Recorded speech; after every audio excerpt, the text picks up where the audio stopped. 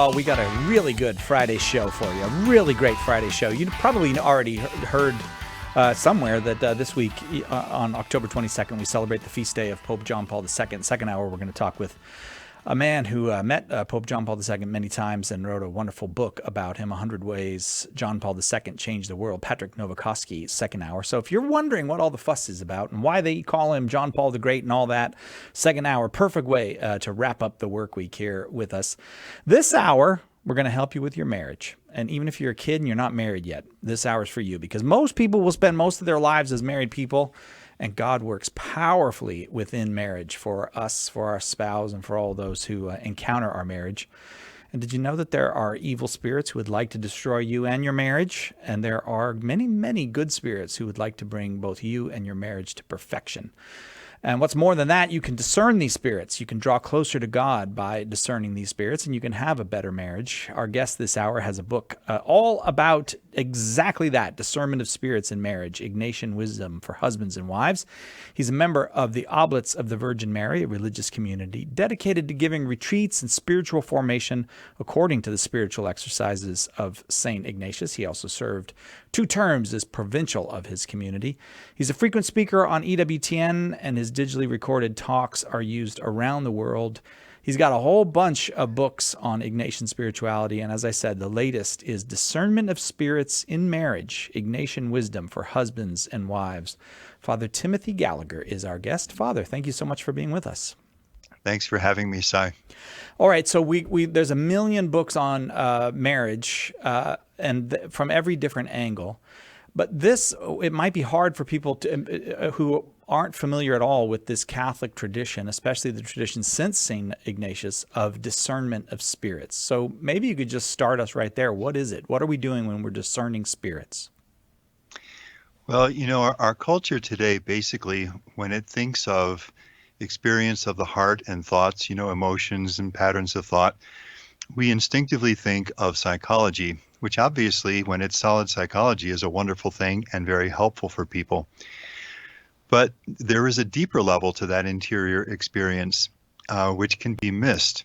And this is the spiritual level, the level of grace, the level where God is active, the level where the one Ignatius calls the enemy, that is Satan and his associated fallen angels and so forth, and just the wound of concupiscence as a legacy of original sin. This is actually the deepest level of our interior experience. And most of us really don't even have a vocabulary for that, let alone know what we're looking for and how to respond to it. And this is daily spiritual experience. We think of it as ups and downs in the spiritual life. Well, then Ignatius enters with 14 very short, essential, practical guidelines. He calls them rules, which teach us how to understand this daily up and down spiritual experience, and above all, how to respond to it. Now, that's happening in everyone's life, so this teaching is for everyone, and I've been sharing it for close to 40 years now with all kinds of people in all vocations. But the goal of this book is to try in a very accessible and concrete way to say, what does that look like as husbands and wives relate with each other? And how do their individual ups and downs affect their marriage? And is there a way to understand that experience on the spiritual level that can negatively avoid harm in that relationship, and even more positively strengthen it in a very beautiful way?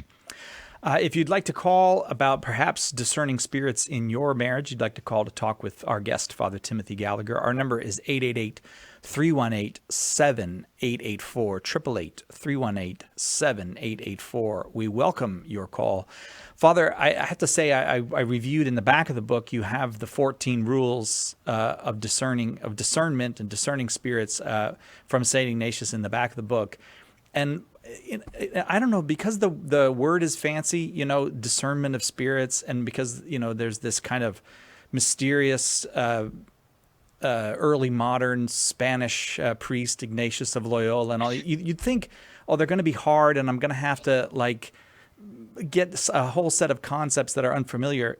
They're not at all hard. You have them in 2 different forms in the back of the book, and actually neither is terribly difficult. One of them is kind of in more modern language than Ignatius used himself.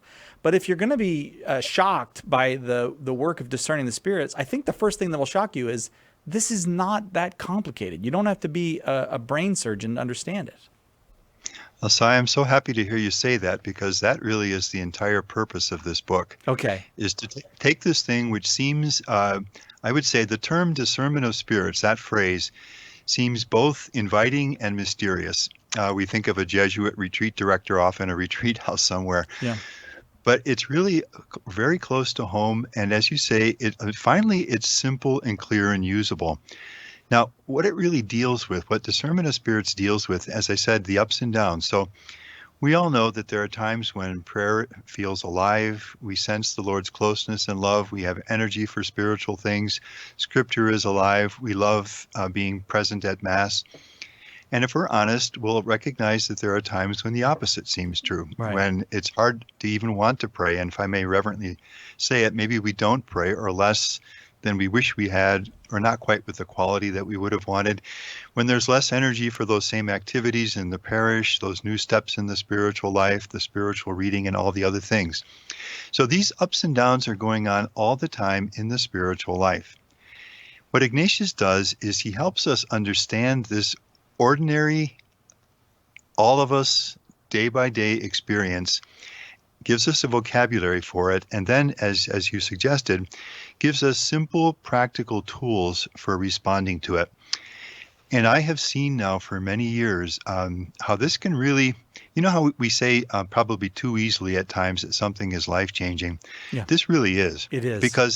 Because this is not a peak mystical experience of a Teresa of Avila, which we reverence, but this is all of us and every day. And I would say that this teaching, because the primary goal of these 14 rules is to help us know how to understand and respond to what Ignatius calls spiritual desolation. That is the lows, the discouragement. And if I may say it, Si, there are obvious and multiplying reasons for discouragement these days. And so this teaching, which helps us understand what's going on in our hearts and thoughts, and then shows us the way to freedom from it, I think is just getting more and more contemporary and important. Again, 888-318-7884 is our number. Discernment of Spirits in Marriage is the new book from Father Timothy Gallagher, who has spent his life helping people discern spirits and learn how to discern spirits in their own life using the 14 rules of Ignatius of Loyola. And if you do nothing else, when you get this book, just go to the back and read the 14 rules. This is what strikes me, Father, because you also have these two characters who throughout most of the book are married, Mark and Anne, in the book, and it's very concrete and practical in the sense that they go through things, they have conversations that all husbands and wives have, and when I'm reading that, I'm thinking to myself, wow, like there's a way in which these very common experiences have a spiritual dimension that's really easy to recognize once you have read the 14 rules and you kind of go through them with Mark and Anne. Yeah, the reason why these rules really hit home for people so much is because once we understand them, we realize that Ignatius is not adding anything to our spiritual lives or to our spiritual experience. What he's doing is helping us understand, for many of us, and I'd add myself in this. I mean, apart from Ignatius, I would have never had any real understanding of this. Understand, many of us, I would say, for the first time, what's been happening all the time. Now, if you have a person, for example, on the natural psychological level who is really struggling and then is working with a good counselor, and then you see the dawning light, oh, that's what's been going on. That's why I respond this way. And this is what I can do to change it. It's thrilling for the person, and it can be life-changing. Well, transfer that now to the deeper level yet of the spiritual life, the deepest part of our whole being. And it really is. Sometimes I look out, I'll have several hundred people in front of me when we're not confined by the virus. Right. And we're still doing it, but virtually. But, and you can... a biologist can explain this, but you literally see a light go on in people's eyes. It's that same experience. Oh, this is what's been going on. Right. Now I understand, and now I can make different choices about it. Again, 888-318-7884 is the number if you'd like to talk about the discernment of spirits in your own marriage. Maybe you experience those times where the good spirits prevail, and those where the evil spirits might feel burdensome and oppressive. If you'd like some help discerning those, 888-318-7884. Always when I read a book or we're going to interview an author about marriage, I read the book with in my mind and heart, what I'm looking for is for the author to say that I'm right and my wife is wrong. And that is not what you experience in this book. That's probably the way she reads it too. Well, unfortunately, she probably finds it. But that's what you find here is this. There is a way to be married that is a partnership of discovering God's will for your own life, but also for the marriage itself, which is really, like you said, it is thrilling. It's thrilling to find it and uncover it and see it's not that complicated. Yeah, the book has only been out a few weeks at this point, but I have already heard from some couples who read through it together. Yeah. And I never thought of that in the writing of it, but I'm really thrilled to hear that. My guess is that if a couple were to read through and talk about Ignatius' 14 rules together, they'd be really, really happy with what would happen in their marriage. When husbands and wives have a vocabulary and can talk about spiritual experience together, because that's the deepest part of our being, it's also the deepest bonding that's going to happen, between them. Well, maybe we should just dive right into the rules then a little bit. Let's do that, Father. We have to take a quick break. And so at the very least, we got to hit rules 1 and 2, where when you see them, yes, the light just goes off. Oh, this is what my whole life is in rules 1 and 2. So we'll take a look at those, but we are open to your calls. If you'd like to call and ask a question about discerning spirits in your own marriage, in your own life, 888-318-7884, our number. Right back after this. Catch Catholic Answers live anytime at Catholic.com. Are you a coffee drinker? If so, you can now enjoy a coffee roasted to perfection by the Carmelite monks of Wyoming. Delicious Mystic Monk coffee is roasted and prepared by monks in a hidden cloistered monastery and is available in over 25 varieties. All Mystic Monk coffees are works of perfection and labors of love. For more information on how to purchase Mystic Monk coffee, visit mysticmonkcoffee.com. That's mysticmonkcoffee.com. Are you prepared to vote? Citizens have co-responsibility for society. The moral theology tradition teaches that one may not vote for an enemy of religion or of freedom, except to exclude a worse enemy of religion or of freedom. Learn more so you're prepared when you vote this November. Visit EWTN.com/vote for everything Catholic voters need to know before picking up a ballot.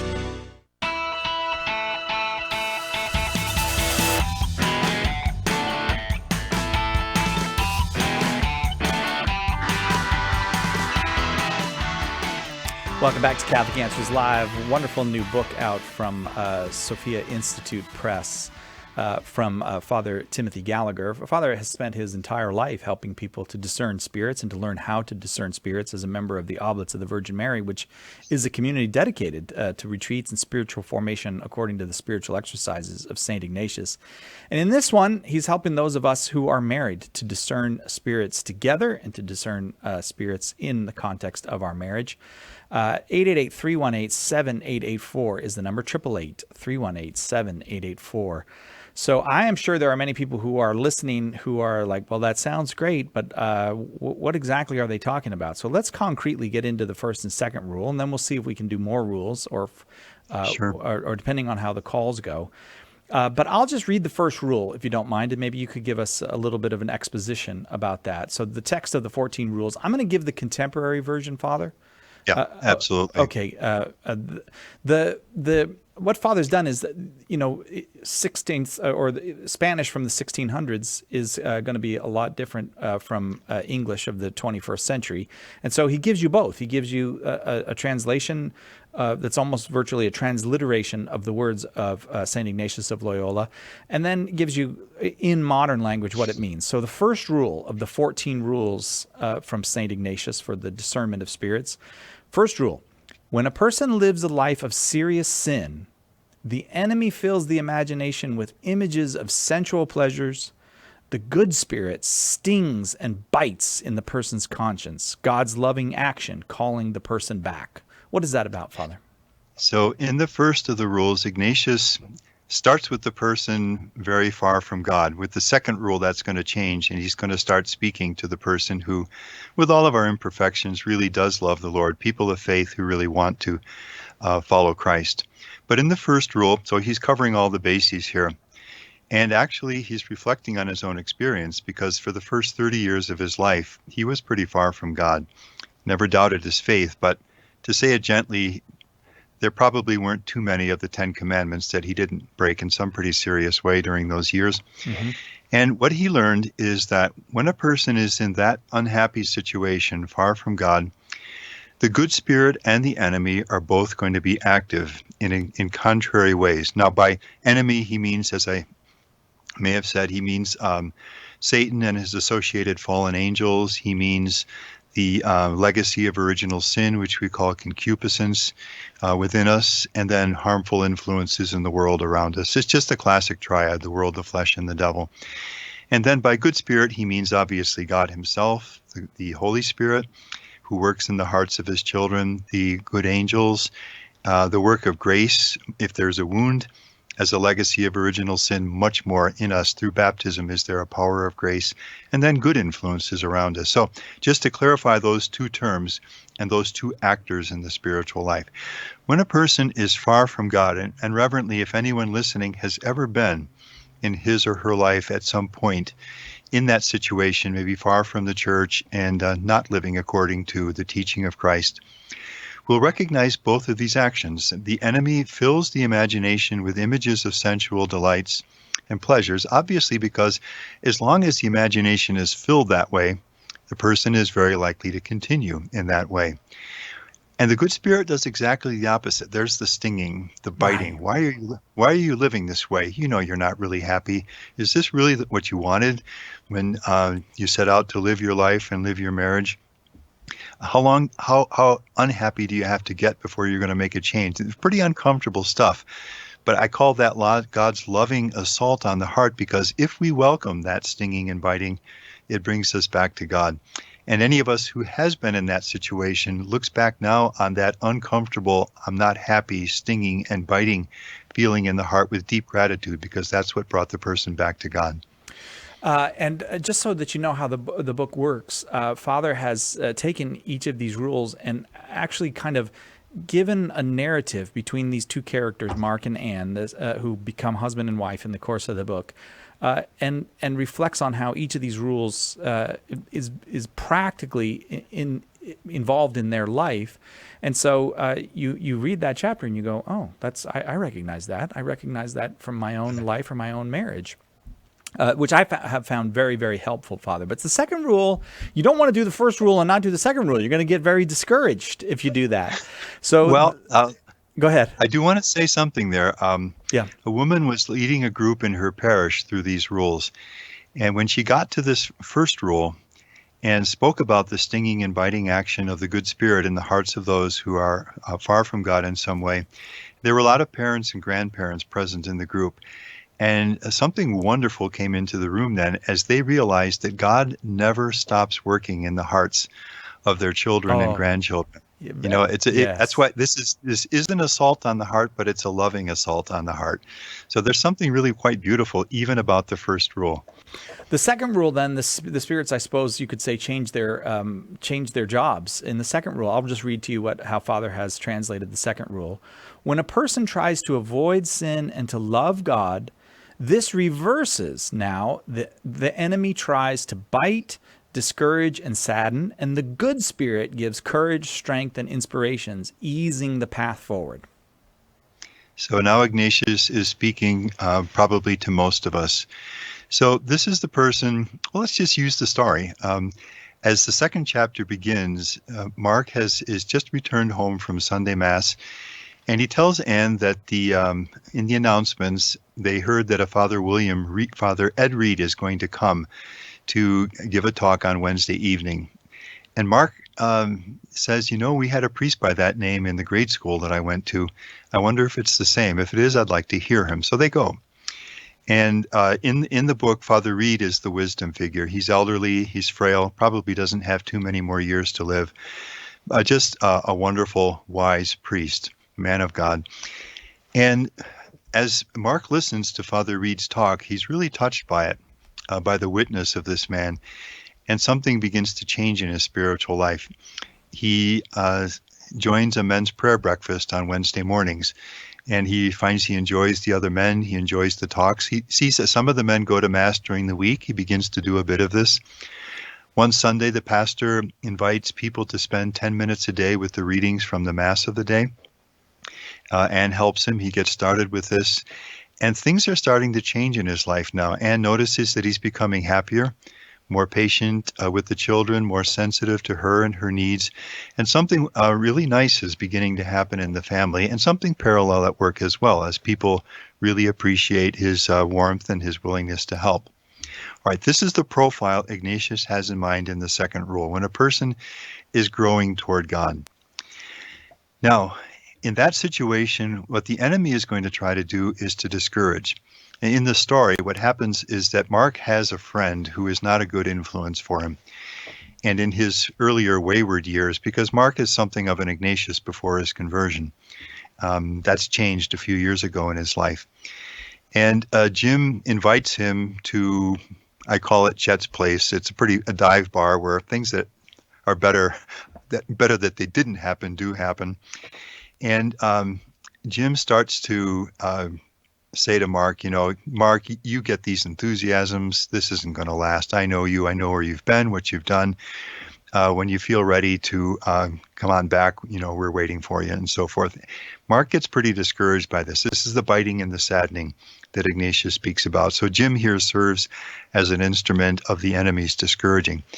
Now, we've all heard these voices. Yeah, make your efforts. Try to pray. Try to be a good husband, father, wife, mother. But you're never really going to be much of a good husband, wife, father, mother. Your prayer's never really going to be very much. Don't think you're ever really going to live your Catholic faith thoroughly, and so forth. Now, reverently, who of us listening has not heard those voices? So this is the action of the enemy. Now, if we're not aware of it, that is, if we don't know this teaching of Ignatius, and we believe that, or worse yet, if I may say this with reverence, if we think that that's what God is saying to us, that is really, really discouraging. So to have Ignatius say, no, that's not from you and that's not from God, that's from the enemy, and you need to identify that and firmly reject it, this is where you begin to find a new freedom. And on the other hand, very encouraging things are happening as he meets these men at the men's prayer breakfast, when he goes to confession and finds his heart lightened and he's taking new steps. So this is the stuff that's going on every day.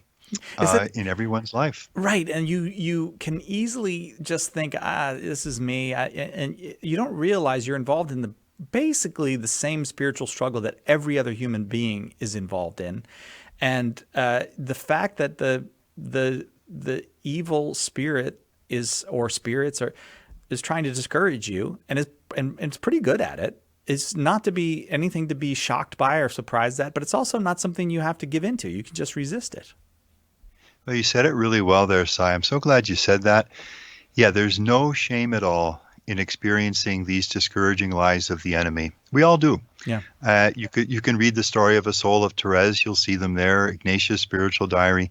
There is no disciple of the Lord for 2,000 years who has not experienced these tactics of the enemy. So again, there is no shame in experiencing this. What does matter is to be discerning in the sense that we're saying, to be aware of this, to name it for the discouraging lie of the enemy that it is, and firmly set it aside so that it doesn't hinder us on the way of our growth toward God. That's the key thing. I feel bad I'm keeping callers waiting, but I'm going to keep you waiting just a little bit more because we only have a minute to the break. So I'm going to ask a question from Facebook for Father, and then callers I will get to. I promise I will. There are lines open if you'd like to ask questions about discerning spirits in your own marriage. 888-318-7884.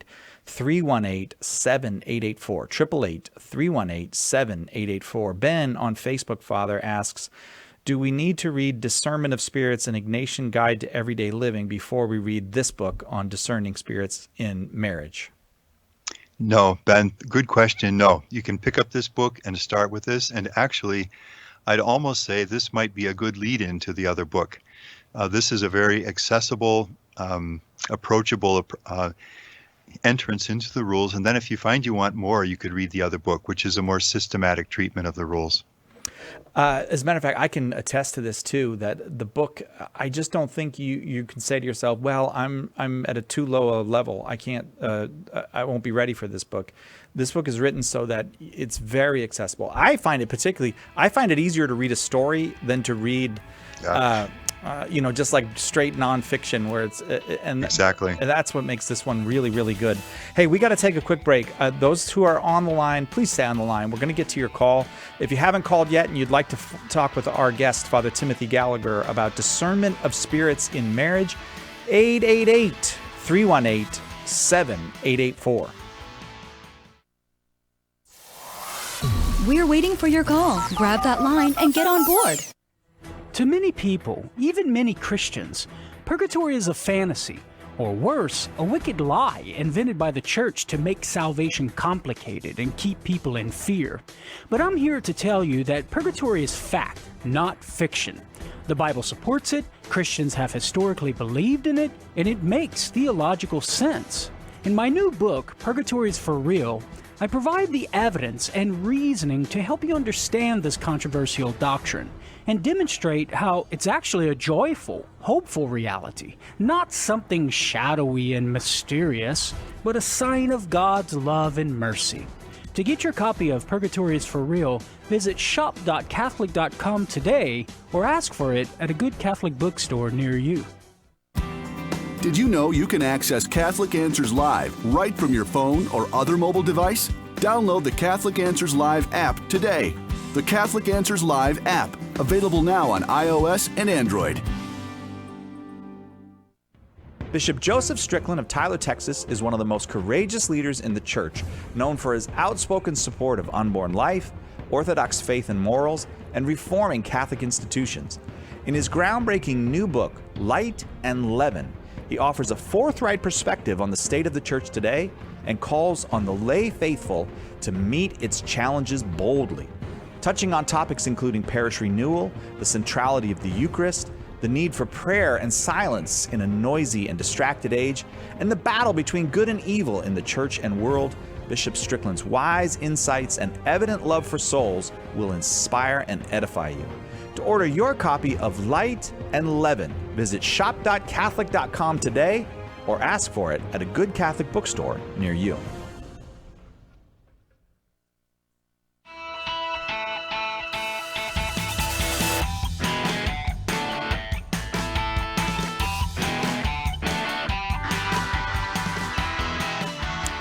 Welcome back to Catholic Answers Live.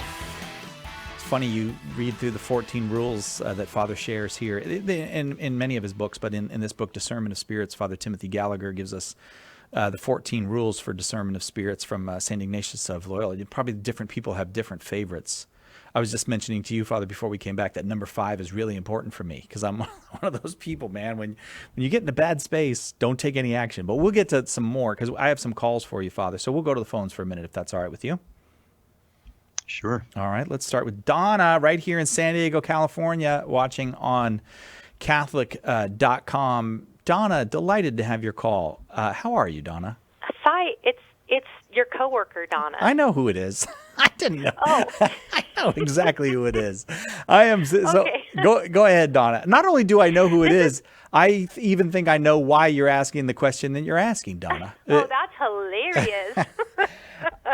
So this is my first time calling the show, Sai. I know you've sat here in the studio with us before, but you've never called the show, so I'm glad to have your call. Go ahead, ask Father Gallagher your question. Sure. So, Father, thanks for taking my question. I'm a mom. I've got children in their 20s, and also I have not children, but coworkers who are of the same age, but I consider them my work children. And they're in relationships and are pretty much committed in those relationships. All the recipe for success, faithful Catholics, attend Mass together, pray together, all that good stuff. So what kind of advice could I give these young people when they're discerning marriage, because they might say, well, not far enough along in my career, or the other person in the relationship should be further in their career, or want to be somewhere financially before I get married. These kind of concerns, and I mean, I think some of them are valid, obviously, but then there's that other portion where, you can't plan everything out, and if you love somebody, and you got all the good things going, why delay marriage? Oh, yeah, this is an act of discernment, a very important act of discernment, Father. Sure. This is what Ignatius would call discernment of God's will in choices that we face. I would say the first and most important and deepest thing is to pray, and to grow deep in the life of prayer, and to share that together. So get close to the Eucharist. Obviously, it's a little more difficult right now, but to get close to that as we can, because as we get closer to Christ, who is the light, we're going to get increasing light on where the Lord is leading. And then the second thing I would say is look to Jesus. What was the most important thing for him? How did Jesus decide where he would go, what he would do, how he would spend his time? And for him, everything was the will of his Father. That was his food, as he said. Everything was a yes to the Father. So that's what we're looking for most deeply. Now, we're not going to hear this in career advisement or in courses in the university and so on, or on the web. But this is the most important thing, is to do what God put us in the world to do. And the deepest vocation and the deepest choice, obviously, is the vocational choice. So I would say look at marriage not simply from an American perspective, which has its pluses and its limitations. Look at it from a Christian perspective. Look at it from the perspective of faith, and make your decisions on that basis. And finally, there's always a certain risk in everything that we do. We make our best decision as wisely as we can, but we can't foresee everything. Finally, some things are worth doing. Donna, does that help you? It sure does. Thank you so much. Yeah, because I think from where I'm sitting, I can physically see one of the young women that you wanted this call to be about. So they're all going to get married. Don't worry, Donna. It's all going to work out. I trust in Jesus. Praise God. Praise God for that. 888-318-7884, our number, 888-318-7884. Father, if you don't mind, before we go to more callers, and there are lines open, you're welcome to call. We'll get to you, 888-318-7884. We did the first and second rules. Shall we go to the third and fourth, or do you want to bounce around? Are there other rules that you'd like to give priority to? Let's mention the third and fourth briefly, and then okay. There are a few more, like the fifth and so on. Okay. So in the third and fourth, Ignatius explains the two basic spiritual experiences, or movements, he calls them, that we undergo in the ups and downs of the daily spiritual life. One he calls spiritual consolation. That's when our hearts are happy in the Lord. We feel God's closeness. There's energy for spiritual things, which is a beautiful grace when God gives that. And in the story, what we have is Anne, who she's really worried now because Mark is really struggling. After a good beginning, he's weakening, he's regressing. She's really worried about their marriage, the family. And what she does is she drops off the children on a Monday morning at school. And then she walks across the parking lot to the Adoration Chapel in the parish, and she goes and sits there and just gazes at the Blessed Sacrament. And the words of Psalm 23 come to her heart. The Lord is my shepherd, I shall not want. Though I walk in a dark valley, I fear no evil. And a warm sense of security that the Lord knows her struggles, that the Lord is with her, that the Lord will be with her, wells up in her heart, and she returns home more ready for the struggle. These are beautiful experiences of spiritual consolation. We've all had them. And then in the fourth rule, Ignatius describes its opposite, spiritual desolation. And I think for most of us, this is the real issue in the spiritual life, is to recognize it and know how to resist it. So Mark is really struggling. He's an optometrist in the story. He's had some difficult experiences with patients in the course of the day. He gets home, he's tired, he's unhappy about the way things are going in his life right now. At this point, it's 10 in the evening. The others are asleep. He's sitting in his study, getting things ready for the next day. Normally at this time, he would look at the readings that he'd be praying with the next morning. And there's the Bible on his desk, but nothing in him now feels any desire to pray, to pick it up. And in front of him on the desk is also the phone. And everything in him now wants to reach out for that.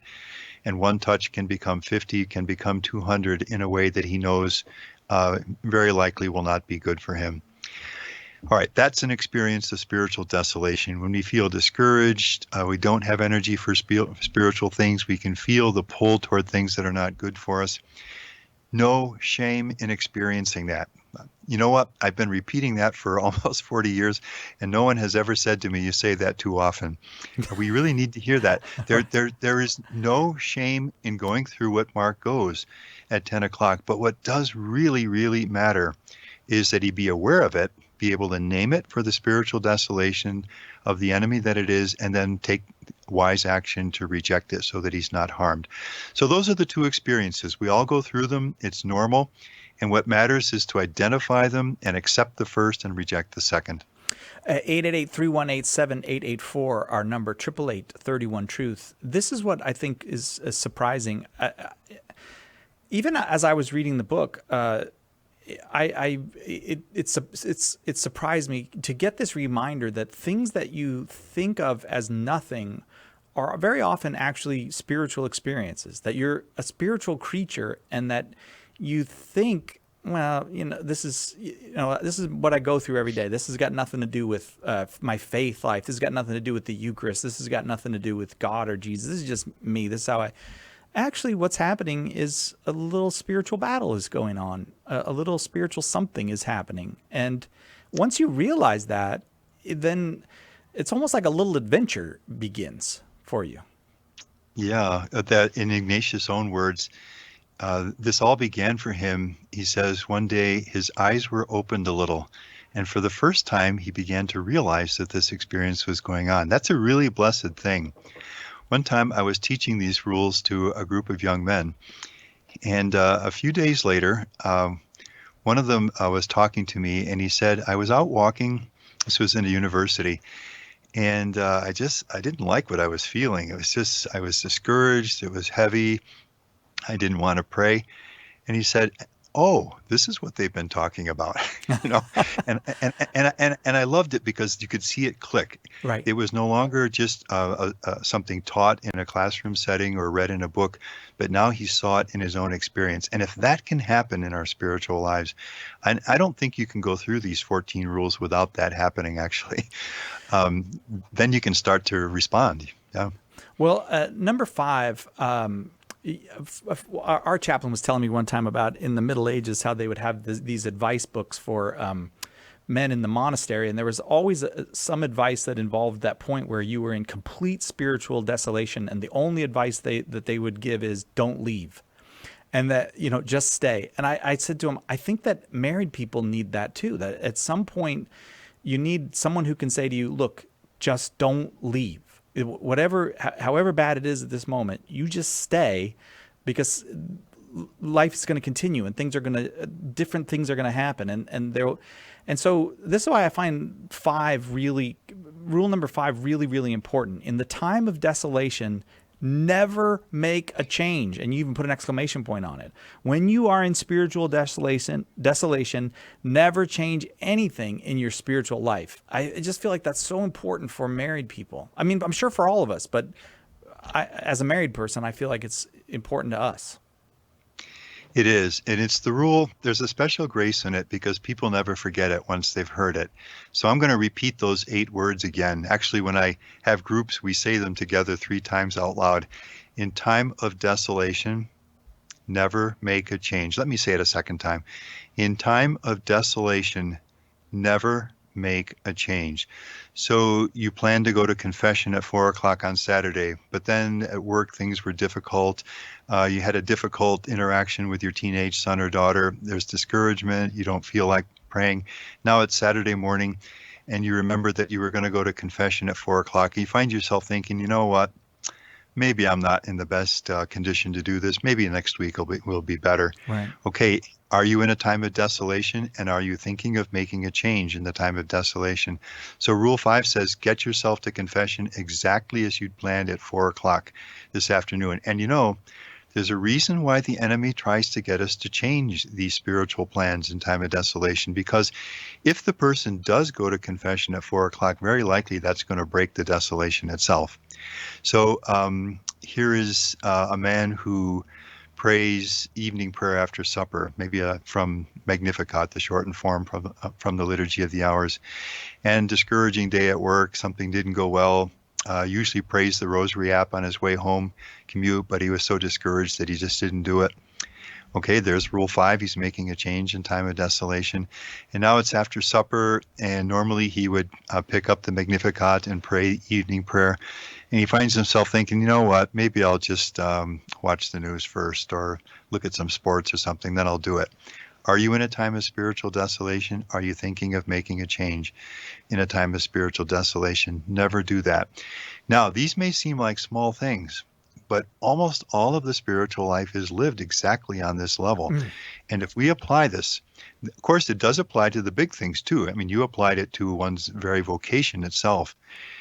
Reverently, if we've ever made or seen people make changes in time of desolation, we can see that they are always harmful decisions. I'm so grateful personally for Rule 5. It has saved me from making many harmful decisions in my life. I wish everyone in the world knew Rule 5. In time of desolation, never make a change. Father Timothy Gallagher is our guest this hour. We're talking about his brand new book, just out it's just weeks old. It's a baby book, Discernment of Spirits in Marriage, Ignatian Wisdom for Husbands and Wives. You can get it wherever you get your good Catholic books. You can go straight to the website of Sophia Institute Press. All right, callers, I'm apologizing. I've been making you wait too long. As soon as this break is over, right to calls. This is Archbishop Paul Coakley of the Archdiocese of Oklahoma City, and you're listening to Catholic Answers Live. Underwriting for Catholic Answers Live is provided by Real Estate for Life. Real Estate for Life connects home buyers and sellers to real estate agents while supporting pro-life organizations. On the web at realestateforlife.org. Do you love praying for people? Have you ever wanted to use your gift of prayer to share Jesus with others and build up the body of Christ?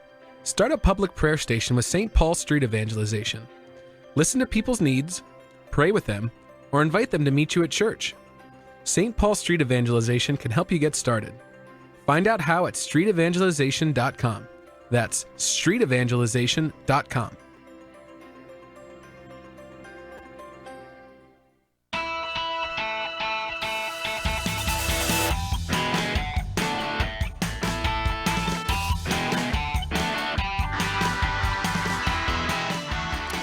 Welcome back to Catholic Answers Live. I promise if the callers stay around, I'll give the rest of the hour to callers to talk to our guest, Father Timothy Gallagher, the author of Discernment of Spirits in Marriage, Ignatian Wisdom for Husbands and Wives. I'm telling you, too, and I'm always happy to say this, if you don't like books, if you're like, not really a book reader, this is a good book for you. It's not what you would expect. You'll open it up and you'll go, oh, I can handle this book. Mimi in Marietta, Georgia, you are next up. Mimi, your question for Father. Hi, Father Gallagher. I'm so excited to ask you this question. I have been kind of studying some of these rules, and I think it's in relation to Rule 4 and 5, but and I am married. But I have a constant struggle to pray, whether it's distraction, laziness, impatience.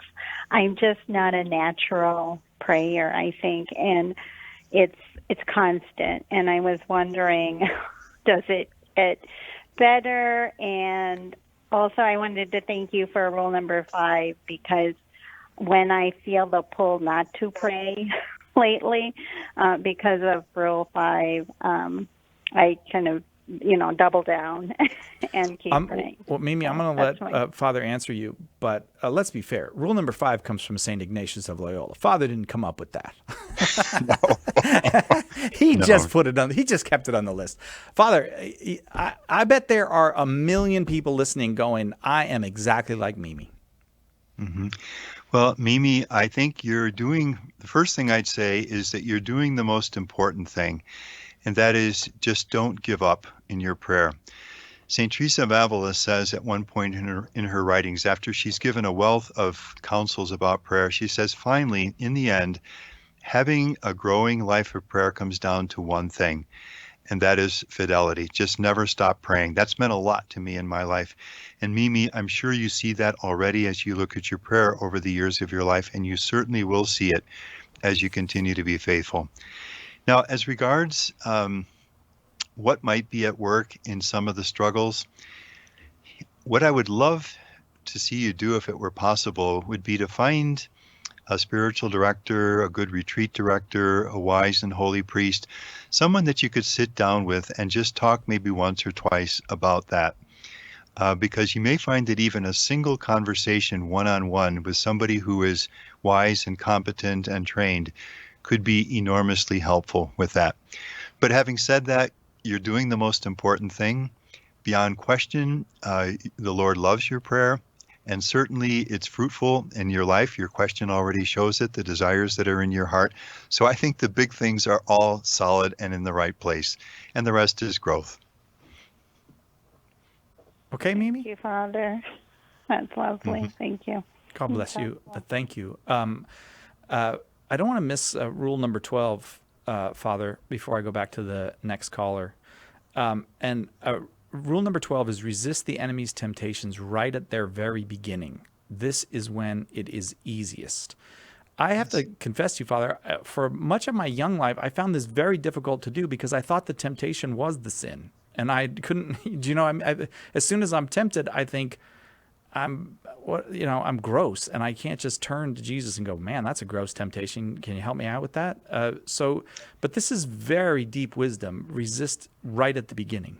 I remember a woman saying to me once when we went through the rules, she said, it's a pretty nifty tactic of the enemy to bring spiritual desolation, which is not our doing, but his, and to bring temptation, which is not our doing, but his, and then to try to make us feel guilty because we're experiencing spiritual desolation and temptation. So there is no shame and no guilt, certainly, in experiencing spiritual desolation or temptation. These are just the two basic tactics of the enemy that we all undergo.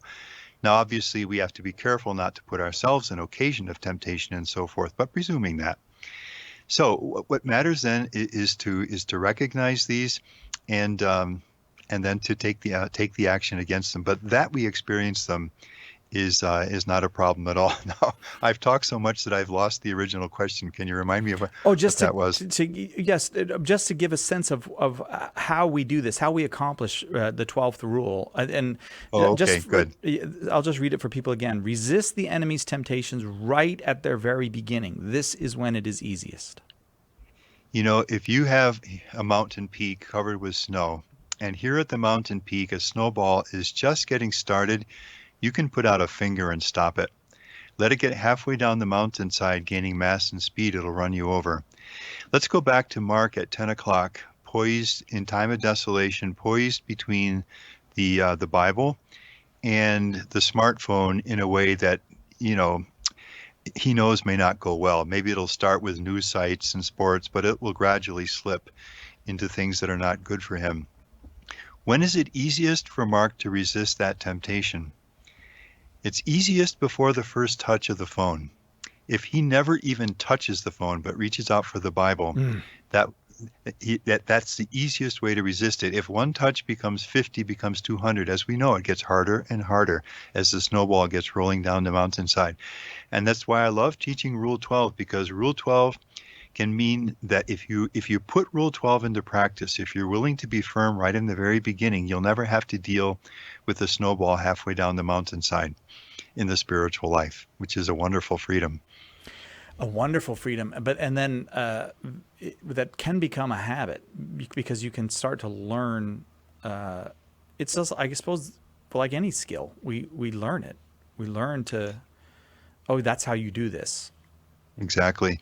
Yeah, and that's going to be true of this rule and all the rules. The rule 5 that we mentioned, no changes in desolation. The more you practice these rules, the more quickly they're there at your spiritual fingertips when you need them, and the more quickly and more easily you'll put them into practice. And that's what it means to grow in living the discerning life. We start at a certain point, but it's like prayer. As you pray faithfully day after day, year after year, prayer grows in your life. The same thing happens with applying these 14 rules. 888-318-7884 is our number. Our guest is Father Timothy Gallagher, who can we get on the list to have Father Gallagher on more often? Like, what is it an every 4 years thing? Like, how often would you be on with us? Because I really enjoy talking with you. How regular could we make this? You would do it more. I respond to invitations. That's okay, what I you're going to be getting do. more invitations because I really appreciate this conversation. The book, which I just cannot stress enough, you're not going to be, I couldn't get through it. Not with this book. You're just not going to have that experience. It's from Sophia Institute Press. It's called Discernment of Spirits in Marriage, Ignatian Wisdom for Husbands and Wives. And the entire cost of the book will be worth it, even if all you read are the 14 rules. At the end of the book, you'll say to yourself, I made a good solid investment there. We have a question from Facebook. How does one know, this is from Cody on Facebook, how would one know his soulmate when the heart is deceitful? I think this is a common theme today. So, the heart is deceitful, and you want to know that you're choosing for the right person. How do you know this is your soulmate? Well, when there are two people in a relationship, each person is 50% of that relationship, which is a lot of the relationship. So I would say start by getting to know your own heart, and then 50% of the relationship is going to get increasingly clear. And of course, there are the two levels. We've kind of mentioned this before. How well do we know ourselves just on the human, emotional, psychological level? How well do we know why we respond to things the way we do? And then I think Ignatius is uniquely helpful in helping us to do that on the spiritual level. And this goes back, one of the most ancient teachings in the entire spiritual life is know thyself. So I'd say that's the way to start. And then there's a reason, if this is a question of looking toward marriage, that's the classic reason for courting and dating. You spend time together in a way that is simply on a level of friendship and doesn't get complicated with things that should come later. And just get to really know each other as persons. Take the time. Go out for dinner together, go for a hike together, do these things, listen to music together, pray together, get to know each other deeply. So get to know yourself and get to know the other person. And I think you're on the path toward answering that question. And you can get this book too. You don't have to be married to get the book. As a matter of fact, I was as I was reading, Father, I was thinking, I have a young, in his early 20s son, and I was thinking he's not married, but I'd give him this book in a minute because while the story of Anna and Mark might not be as familiar to him as it would be to a married person, anybody can read through the story and understand, oh, this is how this is, like I can recognize how this applies in my life. Yes, I think absolutely. It's just ordinary, common, universal spiritual experience. So the book shows us this experience as Anne and Mark relate to each other in marriage. But yeah, you're right. I mean, it's everyone, all of us. It's all of us. So I imagine probably a person with a religious vocation, maybe they're discerning a religious vocation. This book could help you too. I mean, you don't have to be in the married state. Well, I have written a book about Father Tom, who is a pastor of a parish. It's in the process of publication now, and you could do it, sure, with any vocation, sure. Father, may we have your blessing before we go? May the blessing of Almighty God, the Father, Son, and Holy Spirit descend upon you and remain with you forever. Amen. Thank you so much, Father. Our guest has been Father Timothy Gallagher. His brand new book is Discernment of Spirits in Marriage, Ignatian Wisdom for Husbands and Wives. Give it to each other for Christmas. Give it to your spouse for Christmas, or just get it for yourself. You won't be sorry that you did. Hey, the next hour, we've got Patrick Novakoski coming up, and we're going to talk about the great one. No, it's not Jackie Gleason. It's John Paul the Great. 100 Ways John Paul II Changed the World, right after this on Catholic Answers Live.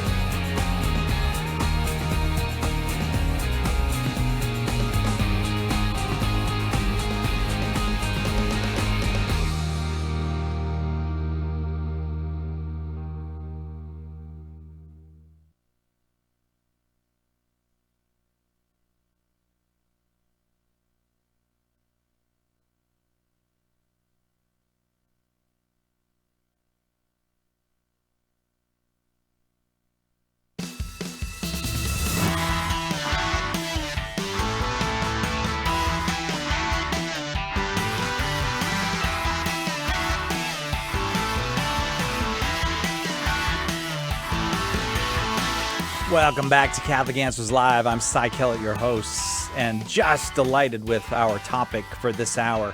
Pope John Paul II is a saint, and saints get a feast day, and the feast day for Pope John Paul II is October 22nd. That's probably why you saw little articles about him here and there. You know, if you check your Catholic Instagram account or whatever you do, you probably saw little updates on Pope John Paul II, and still so much loved. Well, Patrick Nowakowski, our guest this hour, is an international public speaker and author of the best-selling book, 100 Ways John Paul II Changed the World. He's also the managing partner of Nova Media, a public relations firm specializing in the Catholic space. He actually met Pope John Paul II 5 times. I've seen a picture recently of him with Pope John Paul II, and he's the guy. If you're thinking, who's the guy that made Pope Francis laugh out loud? It was Patrick Nowakowski. He did it once. Hi, Patrick. Thanks for being with us. Cy, it's a pleasure to be with you again. I think I've said this to you before, but 100 Ways John Paul II Changed the World. Probably the hardest thing to do was to narrow it down to 100. Yeah, it was. I started with 10, and I'd been given this talk about how I met him, and so I came up with the top 10. I kind of refined it over the years, narrowed it down, put them in order, and then a year ago I realized, oh my goodness, his 100th birthday is coming up in 2020. It was in May, yeah. And I thought, this is the time to write a book. I've been working on several ideas for a book, and talking with my publisher, Our Sunday Visitor, they said, let's do this. So we did, and I'm thrilled with the result. Our number, 888-318-7884. Your questions are welcome for Patrick Nowakowski, the author of this wonderful book, 100 Ways John Paul II Changed the World. I would love it to just be a love fest and a celebration, but I'm going to hit you with a tough question because Darren, our producer, and I, we sit and talk sometimes, and we've noticed this growing trend of, I think it's because people look at the church and are very anxious about the condition of the church at this moment. They don't like what they see in the church at this moment. And so people are kind of, you immediately go, what went wrong? And more people we never thought would come to this conclusion are pointing to, Pope John Paul II, Pope Paul VI, and many right back to the Second Vatican Council. And I'm not talking about fringe, types. I hate to use that kind of word, but I'm talking about people that we thought would never get into this kind of thinking. So I wonder if you could tell me about Pope John Paul, this magnificent saint of a man, what he thought about the Second Vatican Council and how he saw his role as a pope in bringing the council to fruition. Yeah, sure. So a lot of that sentiment, I think, is misfounded, ill-founded. And I'm so glad you had our mutual friend Marcelino D'Ambrosio on Monday. Oh, you because heard that. He unpacked this in a beautiful way. Yeah. I think a lot of people have this nostalgic view of the 1940s and 1950s, the post-war era, that everything was glowing and it was this, beautiful era in American history where there was peace and the family, and dad went to work and came home and there was the mom and the white picket fence. It wasn't all that. And neither was the church. The church had some serious problems, and Marcelino pointed this out really well, that in Europe, there was a great amount of people falling away from the faith. There was, and a matter of fact, I did some research here, and Gaudium et Spes even points out, and written in the mid-60s during the council, that growing numbers of people were abandoning the faith. And so the council was not only throwing up the windows to the Holy Spirit and saying that we need some fresh air in the church, but it was looking at the church's founding by Jesus, and I love this analogy. The first thing Jesus said when he began his public ministry was, "Come and see." The last thing he said was, "Go out to all the world and baptize people in the name of the Father and the Son and the Holy Spirit." Jesus came for a couple of reasons. One, to die for our sins and to open heaven. The fall of man, Adam and Eve, that Jesus is kind of opening the way for us. But he also came to establish a church to kind of unpack his ministry, his earthly ministry, and to lead people in every era to the Father. And the church had been ineffective, distracted many times throughout the 2,000 years. And John the 23rd, Paul the 6th, John Paul II saw the council as a way to refocus on evangelization, a refocus on bringing the good news of Jesus Christ to the world. And that's really what happened. John Paul was one of the youngest bishops at the council. He was ordained a bishop in 1958. Council began in 62. He was at the very back of the room because he was the young guy. But over the course of the I think it was 4 years of the council, 1965, he became one of the most influential bishops in the council. And I don't honestly think we may not have had John Paul II had it not been for the council, because the council fathers were astounded at this young Polish genius and how he fully grasped the idea of the human person, how he grasped the church and its purpose, which is to bring the good news to people and tell people about Jesus Christ. Again, 888-318-7884, in a bit of a celebratory mood, celebrating the 100th anniversary of the birth of John Paul the Great, and with a look at the book, 100 Ways John Paul II Changed the World. The author of that book is Patrick Nowakowski, and he is here with us today to discuss that book. So among these 100 ways that Pope John Paul II changed the world, what part of them relates to this kind of having to implement the Second Vatican Council and having to get it to make sense and work in the world? I mean, was that central to his thinking about his own papacy? No question. Oh, it was? Okay. No question. Yeah, no question. Matter of fact, I put a bit of a spoiler alert. I put the Unpacking the Council as one of the top 10. Number 10, as a matter of fact. John Paul not only was a council father, but he saw that the council was not being implemented well. Paul VI had a lot on his plate, and he died. John Paul I died, and being a father of the council himself and having been instrumental in many of the documents that came out of the council, John Paul kind of hit the ground running. And I want to read one thing that he said right up the Jubilee year. He said that Vatican II was a truly prophetic message for the church's life, and it will continue to be so for many years into the third millennium. The church, rich in the eternal truths entrusted to her, will speak to the world, proclaiming that Jesus Christ is the one true Savior of the world yesterday, today, and tomorrow.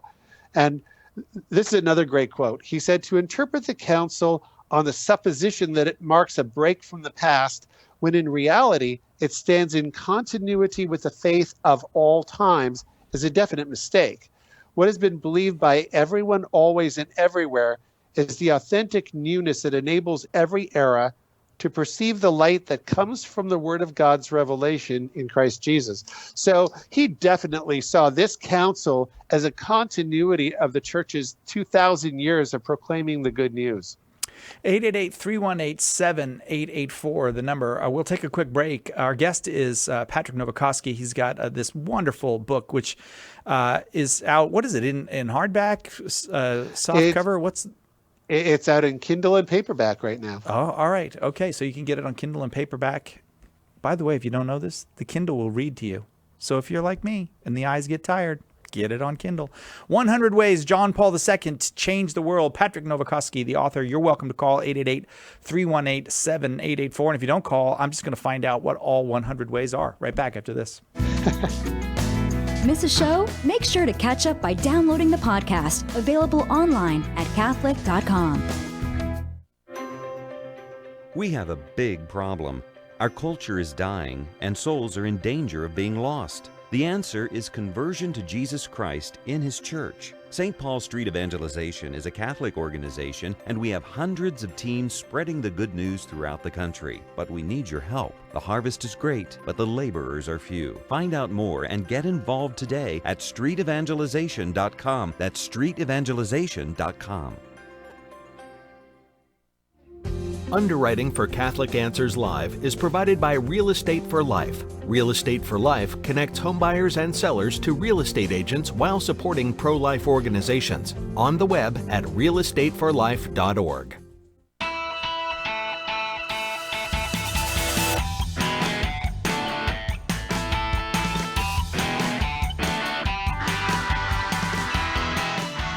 Welcome back to Catholic Answers Live. I'm Cy Kellett, your host, getting really a great pleasure to get to celebrate the life of John Paul II with our guest, Patrick Nowakowski, who met John Paul quite a few times and wrote this wonderful book, 100 Ways John Paul II Changed the World. Patrick, in the 1960s, we had the Second Vatican Council, but in the 1960s, we also had maybe one of the most damaging things that ever happened in human history, the sexual revolution coming into full flower. So let me ask you this then. How much of his papacy is not just unpacking all that's in the magnificent Second Vatican Council, but also not just fighting a rearguard action, but making a truly Christian response to the sexual revolution? Yeah, John Paul was way ahead of the curve. He was, one of his first assignments as a young priest was ministering to young people. And, you have to remember, this is during the communist era in Poland, and there were eyes everywhere. There were ears everywhere. There were spies everywhere. So people were kind of used to not saying very much to each other. But this young Karol Wojtyła, Father Karol, they called him Uncle. What's the word Polish? Wojciech?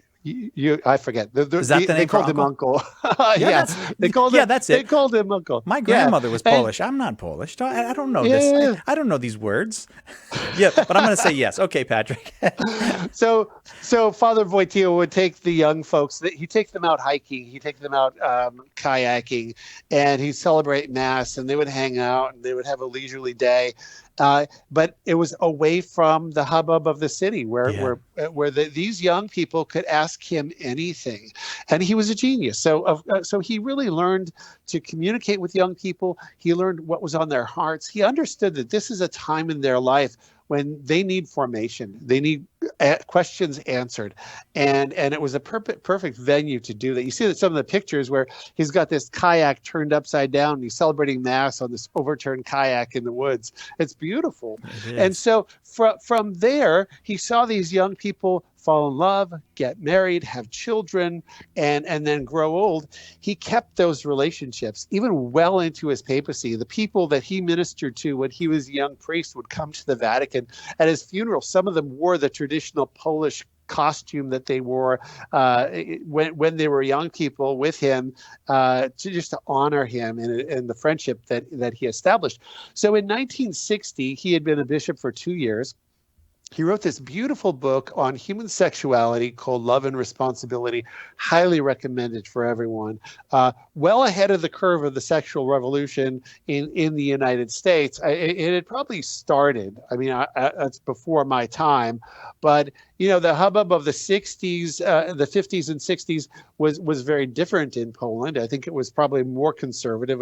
They were living under a communist regime, so they probably weren't cutting loose like we were here in America. But he really understood the human person, and that was really central to his teaching, not only unpacking the council, but unpacking the truth of the human person, and started with love and responsibility, and it culminated in the beautiful teaching, the theology of the body. From Facebook, Patrick asks you what the best biography written about Pope St. John Paul II was. But Patrick, first of all, before you read any biographies, you should get a book called 100 Ways John Paul II Changed the World. Go ahead, Patrick. Shameless plug right here. Yeah, plug it. Yeah, no, my book is kind of just a primer for people that want to understand his papacy. It's a quick read, but it's an in-depth read. It's a comprehensive read on who John Paul was. If you want to go even further in depth, I recommend a couple of books by Paul Kengor. He wrote on John Paul II, A Pope and a President. Of course, George Weigel's seminal work, Witness to Hope, is if you really want to know this man, there's no better book. And then he wrote a sequel to that, which has a longer title that I can't recall right now. But both Weigel books on John Paul II kind of the Bible of John Paul II. Yeah. So right. mine is just drawing from all these sources and kind of condensing that into 140 pages. 888-318-7884, the number. Patrick Novakoski, our guest. We're talking about Pope St. John Paul II this week as we celebrate his feast and remember the 100th anniversary of his birth. Let's go to Tom in Omaha, Nebraska, listening on 102.7 FM KVSS. Tom, your question for Patrick. Well, I want more of a comment, I guess. When John Paul was Pope, virtually all of the appointments that he made in the United States for bishops and so on were leftists and other kinds of problems. So the whole hierarchy in the United States was in deep trouble. And I think the reason was because he relied almost entirely on the papal nuncio or some other advisors. He didn't really seem to take much care of who he was appointing. He just trusted someone else. What do you think about that? Yeah, that's kind of indisputable. John Paul II was the kind of man who took people at their word. I think there's the great example of, I'm not recalling his name, the one who founded the Legionaries of Christ. Maciel. Father Maciel. Father Maciel lied to the Holy Father's face over and over and over. Right. John Paul had a hard time not believing Maciel. Maciel not only lied to the Holy Father, he lied to the whole world, and very convincingly. So, but John Paul, he abhorred gossip. He would shut down gossip in a heartbeat. And although some of the gossip was probably true, but he didn't like gossip, and he didn't like people speaking badly of others. He just didn't want to have any of it. So sure, he trusted the nuncio. He trusted that the people being brought to him as candidates for bishop were good men, and they deceived him. Flat out. I mean, being a saint doesn't mean that you're perfect and that you have this intuition that you can. Padre Pio had that. He could tell if somebody was lying to him. He had that great gift. But John Paul was he was deceived. There's no question. And all of us are deceived and maybe to a fault. So yeah, there certainly was that problem of the appointments to bishop that were problematic. What do you think, Tom? Well, that's true. That's very true. But it seems to me that someone in his position would have, from time to time, looked into the situation to see just what was going on. Were these appointments as they said they were or not? And yet he just seemed to be indifferent to the whole thing. Well, I mean, just in defense of him, but I'll let you answer that, Patrick, because we do know, I mean, some of these bishops that Pope John Paul II was responsible for either making a bishop or promoting to high places in the church, they turned out to be traitorous men. They turned out to be real, I mean, a snake in the grass type guys. And you're not supposed to say that, right? Am I allowed to even say that? Oh, yeah, okay. Darren says I can. He's the boss. He said I can say that about some of them, as long as I don't name names. But some of them did. But just for, and maybe it's faint praise, I don't know. He's also responsible for some magnificent bishops, magnificent cardinals, some of whom are saints. Yeah, no question. I mean, we can't take our eye off that many of his appointments were stellar men. And I think one name we can name is Mr. McCarrick, who's no longer a bishop or a cardinal, or he's just a mister because he's been laicized. And again, cut from the same cloth as Maciel, really knew how to deceive and did it exceedingly well. And it wasn't just the Pope that he deceived. These men were brilliant at their deception.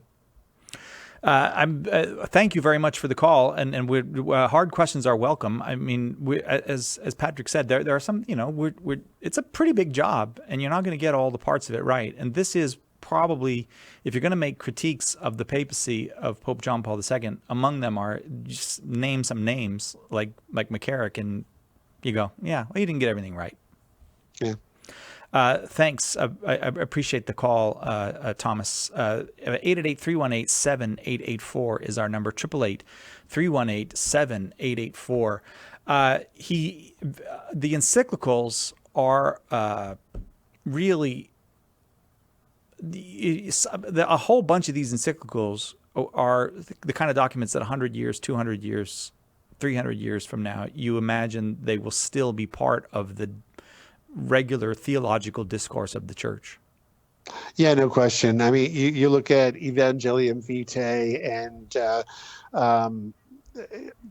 one of my favorite is Divas in Misericordia on the human person, Redemptus Hominis, so many of these. And I think this is the reason that I really believe that perhaps even within my lifetime, John Paul will be declared a doctor of the church. His writing is just profound and deep, and like I said earlier, much of it unpacks the human person, giving us a correct anthropology of man, and that was really core to what he wanted to communicate as a priest, a bishop, and as pope. I am going to go back to callers. Don't worry, I'm coming to you. We're just processing the calls at the moment. 888-318-7884, the number. You mentioned Paul Kengor, who we have interviewed here, but it's hard to I don't even know how to put this. It's hard to overemphasize or overstress the apparent direct connection between heaven and the purposes of heaven and Pope John Paul II when it comes to the overturning of communism in the late 20th century. I mean, it's all wrapped up with Our Lady and even being shot on the feast of Our Lady of Fatima, and Our Lady of Fatima's promises and secrets seeming to be related to him. It's you feel I have lived in the most extraordinary times when you think about the interaction between heaven and earth in overcoming communism in this person, John Paul II. Yeah, no question. You know, interestingly, the assassination attempt was on May 13th, 1981, and while he's recovering in the hospital, he asks his aides to go get the third secret of Fatima. Yeah. It's funny. I joke that if I was elected president of the United States, I'd want to find out about Area 51 on the first day. Yeah. And if I was elected pope, I would be like, bring me the Fatima secrets. Yeah. I Wait till want to you look get at shot. that now, right? Yeah. But exactly. But John Paul, so he asked for the third secret of Fatima while he's in the hospital recovering. He reads it, Bishop in white, shot by arrows, bleeding. I think that just happened. Yeah. And Sister Lucia confirmed that resonates. That the third secret of Fatima was this assassination attempt on John Paul on the feast of Our Lady of Fatima. How about that? Yeah.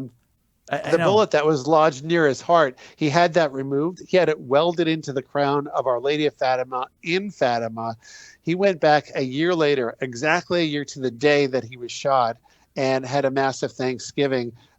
John Paul said one hand fired the bullet, Muhammad Ali Aja, and one hand guided the bullet and saved his life. And interestingly too, this is just weeks after Ronald Reagan survived an assassination attempt. The two of them bonded like just miraculously. So many things in common. They're both actors. They're both athletes. They both survived assassination attempts. They both understood communism and lived their lives to end communism in Eastern Europe without violence. And together, with the help of God, they succeeded. Indeed, they did. As you said, with the help of God, those trips back to Poland shattered a world. They just shattered a world. You can't. There's no reading of history that says that the Berlin Wall comes down in 1989, except that Pope John Paul makes these trips as a pope behind the Iron Curtain and just fills people with a Christian vision of the human person. He doesn't even have to criticize communism. He just has to say, this is not what you are, this is what you are, and give them the image of Christ. He didn't even mention communism or the oppression during his June 1979 trip to Poland that drew millions and millions of people. The communists tried to suppress his message and his impact. They failed. As a matter of fact, Reagan watched that on TV in June of '79, and Reagan said, the Pope is the key to ending communism. Did he really? So when he became president in 1980, one of the first things he did was establish diplomatic relations with the Vatican. First time in history, there had been diplomatic relations between the Holy See and the United States. And it was because Reagan saw John Paul in June of 79 going to Poland and his message of freedom. And 10 years later, they collaborated, and there it was. Yes, and the wall came down. Catholics often point to, I think it was Stalin who said, well, how many, it might have been Khrushchev, how many divisions does the Pope have? As if to say, we got nothing to fear from the Pope. Well, it turns out when the Pope is in the hands of Our Lady, you got a lot to fear from her if you are in charge of a cruel, inhuman, and demonic regime. Our Amen. guest is Patrick Nowakowski. He's the author of a wonderful book, 100 Ways John Paul II Changed the World. 100 years ago this year, John Paul was born, and we just celebrated his feast day. Your call's welcome, 888-318-7884. Catholic Answers Live. If you spend any time on Twitter, Facebook, or mainstream media, you're probably familiar with the litany of slogans that skeptics employ to rescue you from the foolish belief that God exists. The constant onslaught seems to leave people with the idea that they have no alternative but to embrace atheism. How can a Christian respond? In One Less God Than You, John DeRosa breaks down 20 of the most common atheist challenges and shows you how to craft effective answers. Atheism is more aggressive and widespread than ever. Read One Less God Than You and prepare yourself to respond with the joyful truth that God is real. To get your copy of One Less God Than You, visit shop.catholic.com today or ask for it at a good Catholic bookstore near you. To many people, purgatory is a fantasy, or worse, a wicked lie invented by the church. But I'm here to tell you that purgatory is fact, not fiction. In my new book, Purgatory is for Real, I'll give you the evidence and reasoning to help you understand this controversial doctrine and demonstrate how it's actually a sign of God's love and mercy. To get your copy of Purgatory is for Real, visit shop.catholic.com today or ask for it at a good Catholic bookstore near you.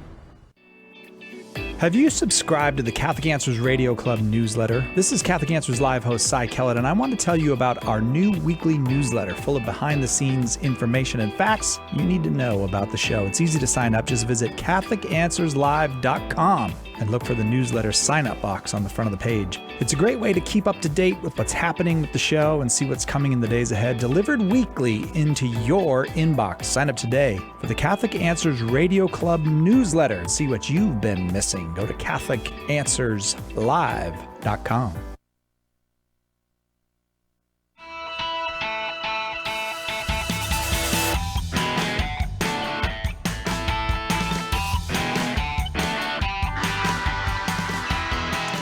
Welcome back to Catholic Answers Live. We always try to have a little bit of fun on a Friday, and it's more than fun. It's a joy to get to talk about Pope John Paul II.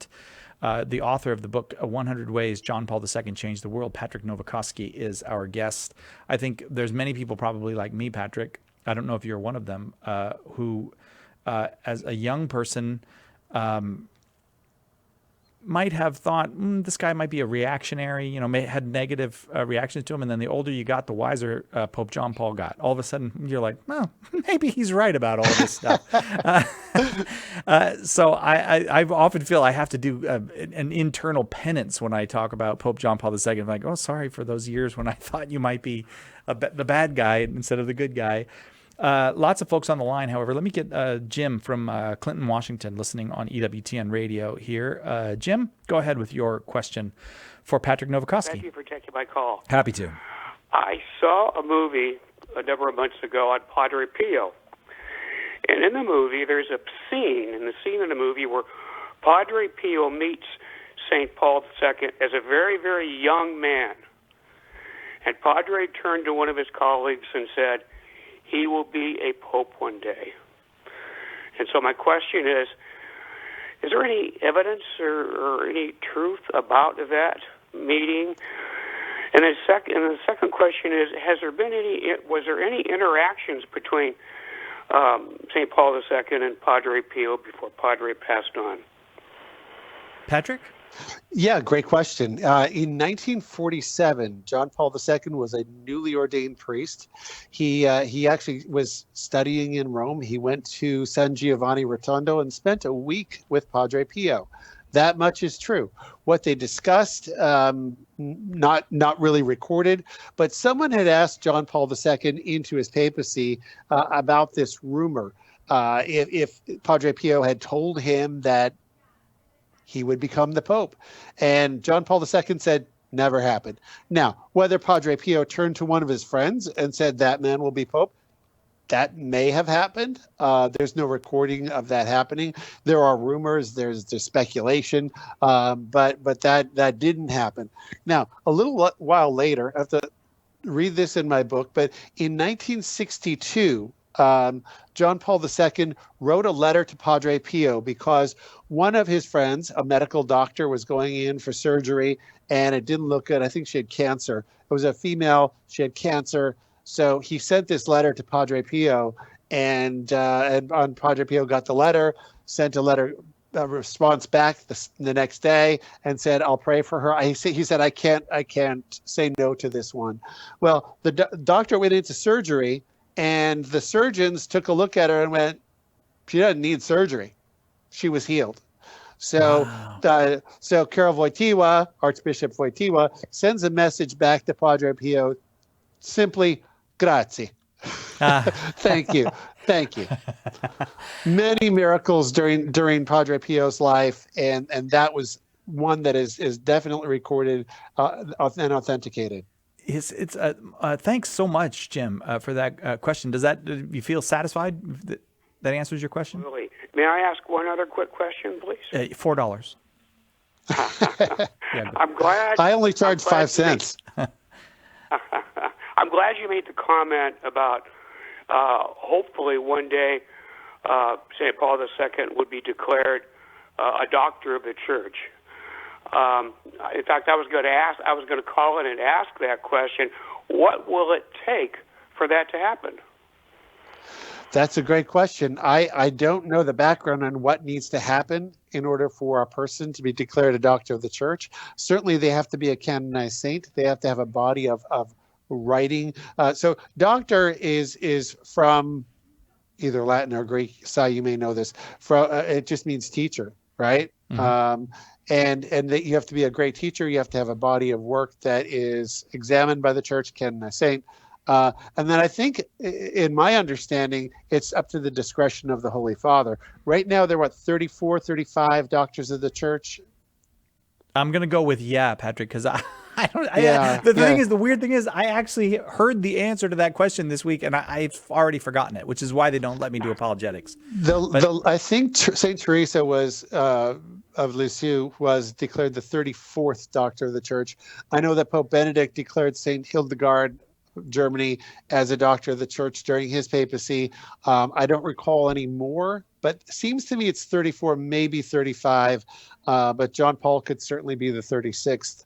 I hope Faustina is declared a doctor of the church as well. I mean, her writing, her diary, is one of the most profound spiritual works of the 20th century, easily, and one of the most influential. This is another weird thing, and thanks very much for the call. I really appreciate, Jim, that you did reach out. This is another thing, like all these major saints. I mean, you just named 3 people that obviously we're living in a time of great saints. If you feel discouraged, don't worry. Jesus keeps sending us these great saints. But Faustina's whole message, it doesn't make the progress that it makes if he doesn't become Pope. So you just keep seeing these divine kind of. Okay, let me ask you that. Is that in your book? Is that in your 100 Things? Yeah, absolutely. So one of the things two things here you pointed out, John Paul's interaction with saints. I mean, he did not know Maximilian Kolbe, but they were contemporaries. So that's one. Padre Pio, they met, they interacted many times. Mother Teresa, John Paul II, very, very close. Sister Elizabeth Stein. Edith Stein. Right? Edith Stein. Edith Stein. Yeah. I'm sorry, Edith Stein. so many saints. Fulton Sheen, well on his way to canonization. Right. There's a great moment I describe in my book of the meeting of Sheen and John Paul II, and it's profound. They exchanged letters. So they met September of '79. John Paul's first trip to the United States as Pope, and Sheen kind of went into the background during that visit to St. Patrick's Cathedral. Sheen, one of the most influential American Catholics of the 20th century, he didn't want to upstage the new Pope. But John Paul asked for Sheen. He said, "Where is Bishop Sheen?" So he comes out, and John Paul embraces him and said, "You are a true son of the church. You have spoken well of our Lord Jesus Christ." And Sheen is weeping. He's absolutely weeping. Yeah, of course. Oh, I would have, absolutely. Yeah. Then they exchange letters. Sheen sends John Paul a letter. John Paul sends Sheen a letter. And then in December of '79, Sheen dies. I mean, what a beautiful end to his life. Yeah, right. But you asked about Faustina. Absolutely. So John Paul moved to Krakow just right around the time that Faustina died. And he passed by her convent when he worked at the stone quarry. And then he's elected bishop and an archbishop. And he assigned his top theologian in the early 60s to authenticate her diary. In the late 60s. So he opens her cause for canonization. I think it was in 64, 68. He assigns this theologian to examine her diary. Faustina had like 3 years of education. So her diary, some bad translations had leaked out, and Rome said, no more spreading this message of divine mercy according to Faustina. John Paul authenticated it and it was approved by the Vatican in the spring of 1978. 6 months later, almost to the day, he's elected Pope. Wow. And he said on the day he canonized her in 2000, he said, "This is the best day of my life." Oh, how or would you beautiful. say or the happiest day of my life? It was one or the other. But I knew the priest that received the miracle for the canonization miracle, and he went to dinner with John Paul the night of the canonization, and he told me this himself. So I got it right from a firsthand source that he said this is, I believe he said it's the happiest day of his life. Patrick Nowakowski is our guest. His book is 100 Ways John Paul II Changed the World. We're not going to finish this hour without talking about the relationship between two of the greatest minds in the history of the church, governing the church together for decades. One as the junior partner in this is maybe the greatest genius of his time.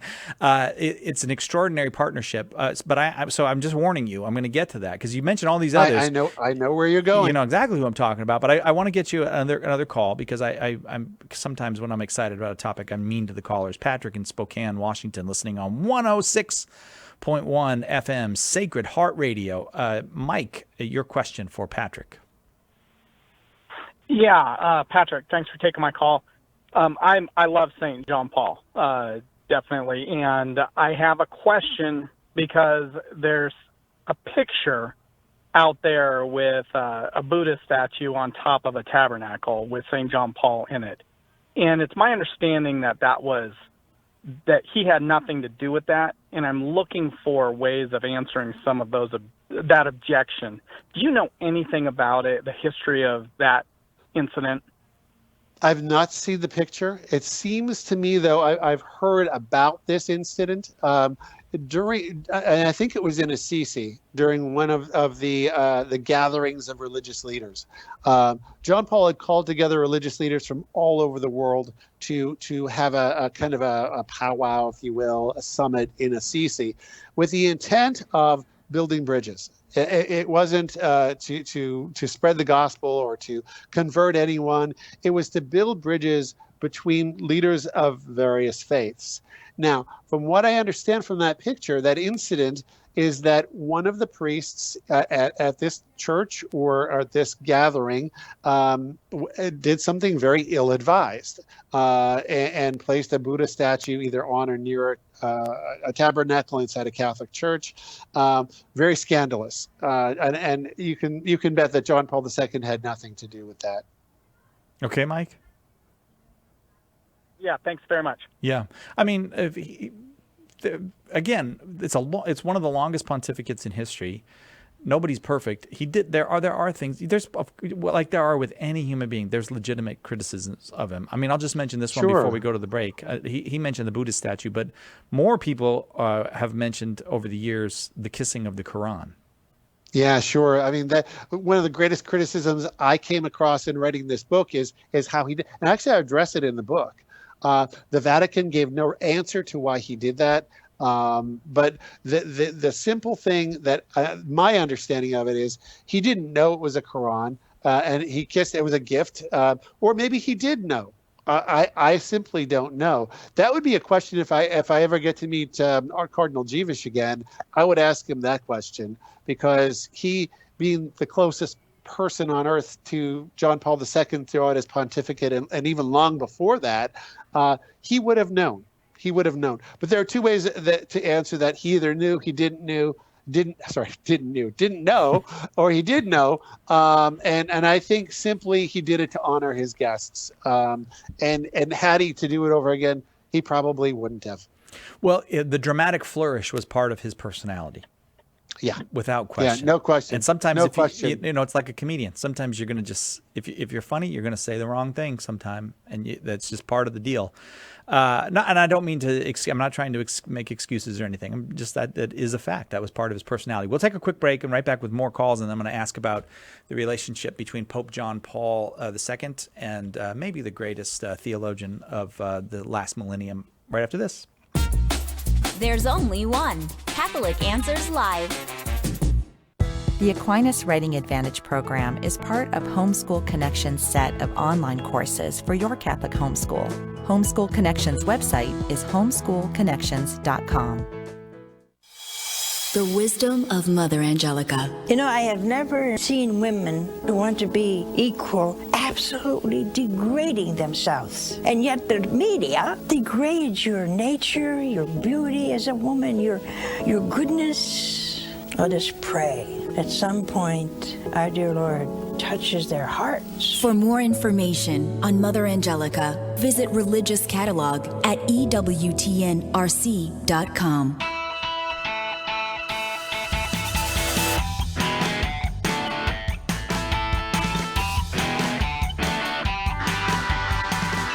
Welcome back to Catholic Answers Live. Our guest is Patrick Nowakowski. He's got a wonderful book for the 100th anniversary of the birth of Pope John Paul II. 100 Ways John Paul II Changed the World. I was thinking at the break about the last millennium, and I realized I was probably exaggerating. I mean, Pope Benedict is a great theologian, but a millennium's a long time, and there's some pretty big names in that millennium. So, but that partnership between Joseph Ratzinger and the very meticulous and soft-spoken German, and the dramatic and charismatic Polish Pope John Paul II. Just say something about that. Yeah, interestingly, Father Ratzinger was also, you could say, a father of the Second Vatican Council. He was there as a theological advisor. He helped write some of the documents, and he worked with many of the cardinals to produce these documents. But Karol Wojtyła and Cardinal Father Ratzinger did not meet in the 1960s. They actually met for the first time in the conclave that elected John Paul I. And they struck up this relationship, and lo and behold, a couple of months later, they came together again to elect Karol Wojtyła as John Paul II. One of the first, and they got to know each other. They became fast friends. One of the first things that John Paul did was ask then Cardinal Ratzinger to come and work as the head of the Congregation for the Doctrine of the Faith. Now, Ratzinger had only been elected, become a cardinal in 1977, so he was brand new as Archbishop of Munich, and he was like, you know, I got this new job, and I should probably kind of, work here for a little bit. And but John Paul kept asking. 1982, he finally says yes and comes to the Vatican. And these two men worked side by side from 1982 all the way through to 2005 when John Paul dies, and that work continues all the way through the pontificate of Pope Benedict. And that's a world transforming relationship. That's no question. We just would not be where we are, and I mean that in a positive sense. I mean, yeah, no question. I mean, they were like left brain, right brain. They were philosopher, theologian. They were the perfect dynamic duo to in a sense, what we were talking about earlier, unpacking the council in an authentic way and teaching it in an authentic way. They did it together, because they were both at the council. They both understood the council. They were so complementary in their gifts. One is this great man of the world, a man who can take the stage and proclaim the truth of Jesus Christ. The other one, the quieter one behind the scenes, who's kind of helping him shape his pontificate. It was really a great gift from God that these two men came together. And essentially, Benedict kind of continued the legacy of John Paul and the work that they had been doing together throughout his pontificate. He did. 888-318-7884. The number 100 Ways John Paul II Changed the World is the new book from Patrick Nowakoski, available wherever you get your good Catholic books. And you'll including the store at Catholic Answers. Catholic Answers Live, right? At shop.catholic.com, where everything is on sale right now. Shop.catholic.com. Shop.catholic.com. 10 to 25% savings on everything in the store right now. Some things up to 50%. So I have to do it. If you mention the shop, I have to do a little ad. It's just a quirk. There it is. Shop.catholic.com. Visit it today. Okay, so what about this? I know you cover this in the book, but we have saints in the Catholic Church. We've got 2,000 years to build up this incredible kind of calendar of saints. And then John Paul II, in like 20 years, doubles it. What's that all about? Come on, man. I do cover this. They called him the saint maker. Yeah. And in his opinion, the more the merrier. I mean, ultimately, we got to know there are probably billions of people in heaven, right? Billions of souls in heaven, right? And the church has canonized just a few of them throughout the history of the church. John Paul said we need a lot more examples of holiness. It used to be that. Only the holiest of the holy, only the best of the best get canonized. Not everyone who has recognized sanctity is proclaimed a saint of the Catholic Church.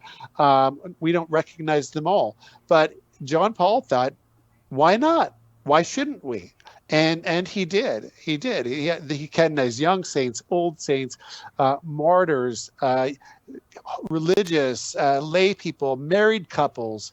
As a matter of fact, John Paul's parents their cause is now open. Emilia and Carol Wojtyła Sr.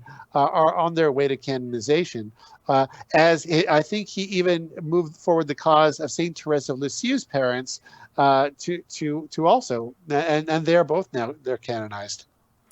100 Ways John Paul II Changed the World is the book. If you've got a question about John Paul II, there's still time. You can call 888-318-7884, 888-318-7884. We don't deal with the elderly and the ill very well in our modern, what Pope Francis calls throwaway society. He lived as a public figure with a grave illness for a long time. Where do you put that in the list of his contributions?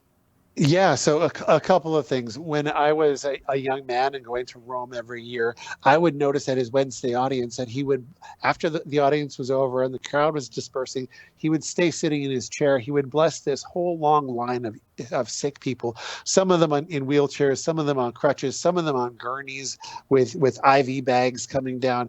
And he would bless them. He would look at them. And he did this throughout his pontificate. And then he would bless the newlyweds. And I had the great honor of being one of those in 2002. But he understood that compassion, and again, it comes back down to his teaching on the dignity, the inviolable dignity of each human being, that each person has their gifts that they bring to the world. They're an unrepeatable creation of God who's created for God. He teaches very clearly that human beings are the only creatures that are made for God, and that everything else that he created is created for us, and we're to be stewards of that creation. So caring for the suffering and the ill, he taught that this is our opportunity as healthy people to grow in our sanctity by recognizing that they are in need of our help and they're not in need of being disposed of. He also said that it's not permissible to end someone's suffering by ending their life, and that it was contrary to the dignity of the human person. And that, you know, this is another with the relationship with Mother Teresa. When we know everything, when the Lord reveals His entire plan to us, there's a way in which, you know, we have this hope now that Roe versus Wade might be overturned in the United States. But these decades of slogging, really, it's just been slogging in the pro-life movement. I mean, if you've been involved in the pro-life movement since the 70s, some of these people are the greatest heroes in the world. They just never give up. But as I was getting to, when we know the full story, these two people who are not Americans at all were really the inspiration for why millions of people are defenders of life here in the U.S. Yeah, interestingly, Mother Teresa, John Paul II met in the United States. They met in Philadelphia at a Eucharistic Congress in 1976 when neither of them were in the public eye. Mother Teresa was already working in Calcutta, but it wasn't until I think 1980 when there was a Time magazine article about Mother Teresa and her work that she kind of shot into the stratosphere as a well-known person. Right. But they met way back then. And then as Pope, another interesting tidbit, Mother Teresa's the only woman to ever ride in the Pope-mobile. And she was not invited. Oh, she just got in? She just got in. John Paul's in Calcutta, and of course she's there, and he makes the stop. She just walked up, like, yeah, I'm getting in here with you. I'm Mother Teresa. Move over. Yeah. And then she takes him to her home for the dying, and basically she took over. I mean, she was a powerhouse personality. When she wanted something done, she wants the Pope to go see her dying people. He's going. Yeah. Yeah. Amazing relationship. And you're right. I mean, these two people who have been the icons of the pro-life movement, not American, but one of my new roles is I'm now the director of a pregnancy center in Northern Virginia, and I've had the great honor to meet so many of the leaders in the pro-life movement in the United States. Everyone from Jeannie at the March for Life to Abby Johnson, Jason Jones. These are all good friends, and Kristen Hawkins at Students for Life. These are people that have picked up the mantle of John Paul II, Mother Teresa, and they're not just marching to the goal, they're running with this ball, and they have their eye on the prize. They're going to make it happen. Yeah.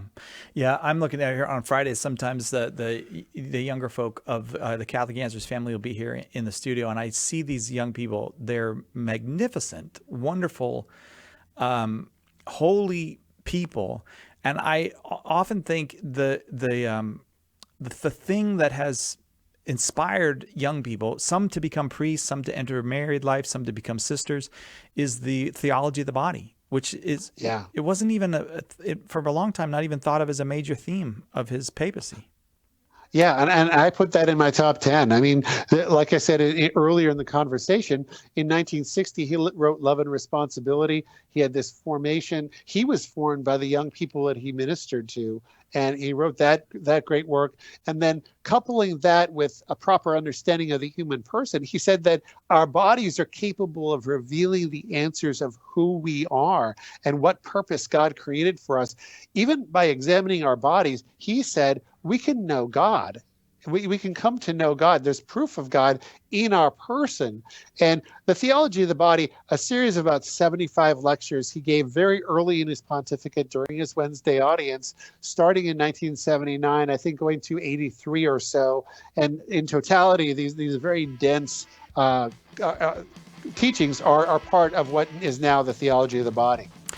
Patrick Nowakowski's book, Perfect One, for the 100th anniversary of the book about probably the most important person of the 20th century, at least the most important public person. The most important actual person is probably some sister praying in a monastery somewhere that we won't know about until we get to heaven. But the most important public person, probably John Paul II. 100 Ways John Paul II Changed the World. The author is Patrick Nowakowski. You can get it wherever you find Catholic books. Patrick, thanks for, it's just wonderful to reminisce and remember this great, wonderful, saintly man.